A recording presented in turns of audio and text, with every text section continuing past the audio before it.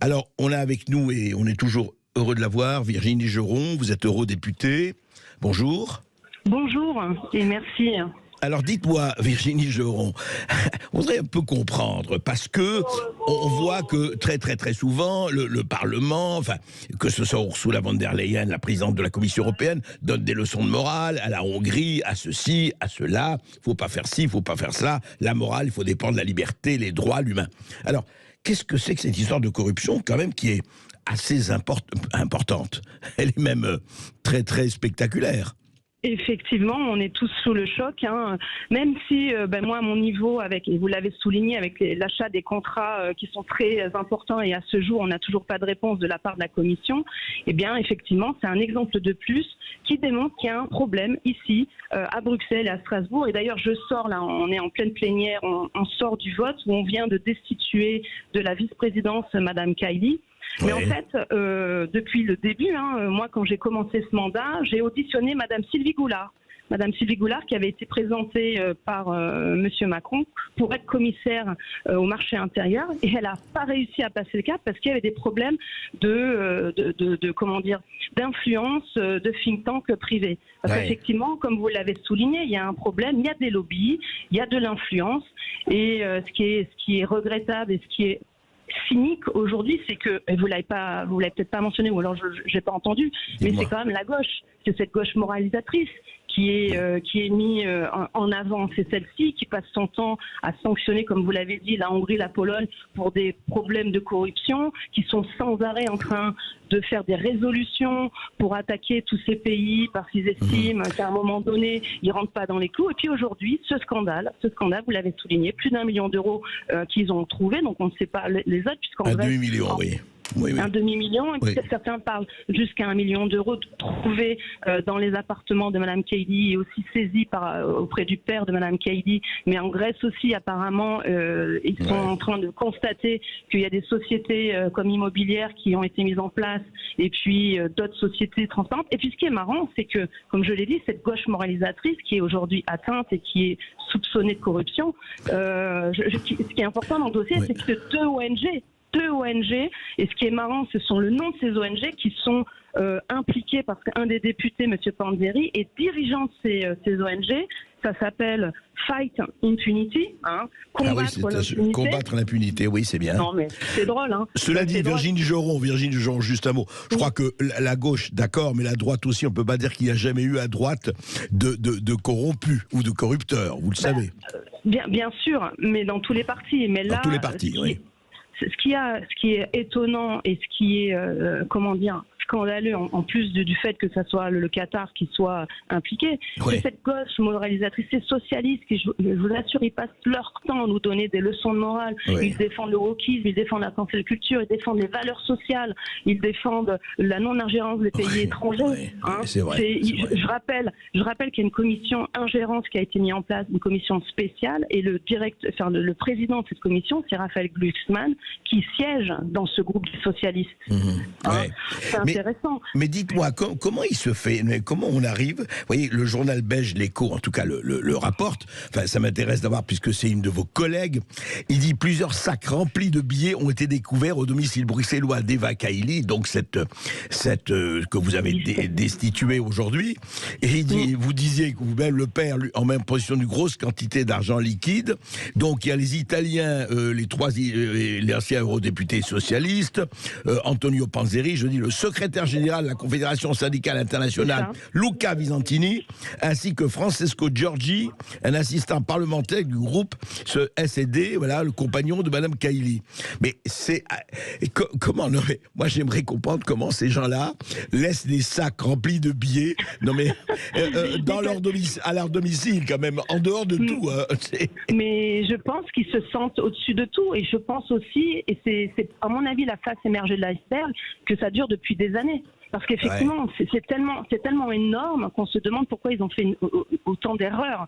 Et ce qui est intéressant aussi à suivre, c'est que cette idée, parce qu'en fait, pourquoi c'est sorti maintenant, c'est parce qu'il y a 2 résolutions qui ont été mises en avant par le Parlement. Le mois dernier, c'était une résolution pour, constater qu'au Qatar, il y avait un problème avec les travailleurs, et donc c'était une résolution commune. Et c'est vrai que déjà, ces positions de vote n'étaient pas normales. Et cette semaine, nous aurions dû voter. Et ça, c'est très important. C'était donc pas de visa pour le Qatar et le Koweït qui seraient venus en Europe. Et ça, c'est une idée, c'est une impulsion du commissaire Margaritis Skinas, qui est aussi grec, et qui est commissaire à la promotion de mode de vie européen. Je vous la fais courte, en fait, c'est il est pro-immigrationniste. Et hier, et c'est très important, c'est qu'il y a une conférence de presse à Bruxelles où Madame van der Leyen a été interrogée par différents journalistes, et sur ce sujet, on lui a posé la question, est-ce qu'elle est au courant? Monsieur Skinas a été interrogé sur ce sujet, c'est quand même lui qui est donc il recommandait aucun visa pour les Koweïtiens et les Qataris, c'est ça? Voilà, c'était ça qui était prévu. Voilà, c'était ça qui était prévu. C'est une idée qui est venue de ce commissaire. Et qu'est-ce qu'elle a dit, Madame von der Leyen? Oui, qu'est-ce qu'elle a répondu? Attendez. Oui, j'en prie. Et ce commissaire a fait l'ouverture de la Coupe du Monde au Qatar. Il a été pris plusieurs fois au Qatar durant cette période. Et effectivement, Madame van der Leyen, je voulais vous garder pour la fin, n'a pas voulu répondre.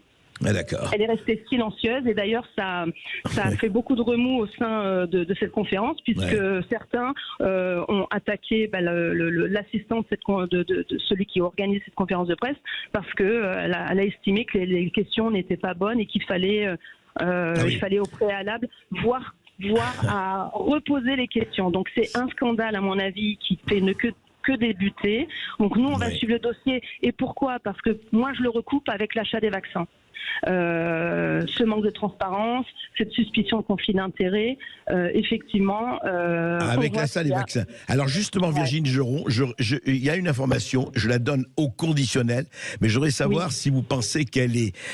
je la donne vraiment conditionnelle parce que je ne l'ai pas vérifiée, et donc il n'est pas question de l'affirmer. Voilà ce qui est dit quelque part, sur la base dans les réseaux sociaux notamment, sur la base d'une négociation secrète et d'un contrat entre Pfizer et Ursula von der Leyen, présidente de la Commission de l'Union européenne. La Commission européenne, pardon. Pfizer aurait gagné 36 milliards de dollars de l'Union européenne pour ses injections Covid. Quelqu'un a empoché 2% de commission pour cette transaction, c'est-à-dire 760 millions d'euros. On ne dit pas qui. Est-ce que ça vous paraît plausible ou pas, Virginie Geron? Alors, moi, comme vous savez, on est attaqué pour fake news, etc. J'ai entendu cette information, et à ce stade, je n'ai pas les éléments, donc je ne préfère pas me prononcer. Mais tout est possible. Moi, ce que je sais, et j'ai posé une question à la Commission, qui est une question concrète et sourcée, c'est qu'il y a un problème aussi avec son mari. Heiko von der Leyen. On en a parlé, Michel Rivasi nous en a parlé, absolument. C'est plutôt ça pour moi qui est une source plutôt tangible. Et d'ailleurs, ce qui est intéressant, c'est quand j'ai déposé cette question à la Commission, où je demande à ce qu'on ait les revenus de son mari, ils ont refusé d'enregistrer cette demande. Et c'est vrai que quand ils ont refusé d'enregistrer votre demande, c'est ça? Ils ne souhaitent pas que je pose la question sur les revenus de Monsieur von der Leyen. D'accord. Et donc là, voilà. Donc là, c'est pour moi, il y a matière de toute façon à enquêter. Moi, j'attends. J'ai saisi, comme beaucoup, j'ai fait le signalement auprès de procureur européen. Et donc bon, à ce stade, on n'a encore pas de retour de sa part. Mais il y a beaucoup de problèmes autour des contrats. Il y a celui donc avec Pfizer, mais il y a aussi celui de CureVac qui pose problème. CureVac aussi, normalement tous les laboratoires doivent être enregistrés dans le fameux registre de transparence, tous les lobbies, quand ils doivent venir à la Commission. Et CureVac n'a pas été enregistré, et ils ont obtenu de l'argent de la part de Madame van der Leyen en direct. Donc vous, ce que vous dites, alors il y a effectivement cette histoire des vaccins, mais cette histoire de la corruption, du lobbying, des perquisitions, 4 interpellations, je rappelle 16 perquisitions réalisées vendredi dernier à Bruxelles, c'est quand même énorme, par le parquet fédéral, ça ne fait, vous dites, que commencer. Mais quand on voit qu'il y a des patrons, des anciens eurodéputés, patrons de Confédération nationale, qu'ils disent un pays du Golfe est soupçonné, c'est quand même énorme, ça. C'est-à-dire que ça ne fait que commencer, à votre avis. Exactement, parce que quand on regarde ces deux ONG de droits de l'homme complètement bidons, vous regardez Fight Impunity ou l'autre, ça s'appelle No Peace Without Justice, déjà rien que les noms, Oui. pas de paix sans justice. Oui, combattre l'impunité et pas de paix sans justice, c'est bien. Ouais. Donc Fight Impunity, donc société bidon dirigée par Panzeri, donc le fameux député qui est apparemment le cerveau de ce Qatargate, a touché 184 000 € de la commission. D'accord, ah oui. Et ouais.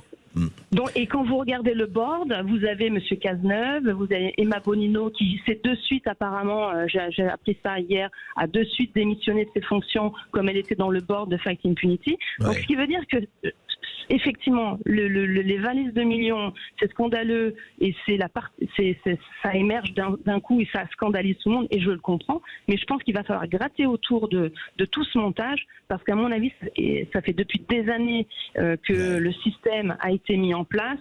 Et pourquoi, c'est pour ça que vous l'avez dit, comment ça se fait qu'on les prend en flagrant délit alors qu'effectivement, ça me paraît évident qu'ils se sentaient au-dessus de tout puisque sans doute, depuis des années... des millions ont dû circuler. Quoi. Pour garder son argent dans des sacs sous le lit ou effectivement dans le salon, il faut avoir un sacré sentiment d'impunité quand même. C'est ça, exactement. Il faut savoir que le parlementaire, à la base, il a une immunité. Oui. Il y a une procédure autour de la levée d'immunité. Exact. Ce qu'elle a oublié, c'est qu'effectivement, le flagrant délit faisait sauter ce sas de protection. C'est ça. Écoutez, c'est très intéressant. On va suivre ça. On va suivre ça avec vous. Merci Virginie Geron. Merci André Berkoff et merci à tout le monde et à bientôt. À bientôt.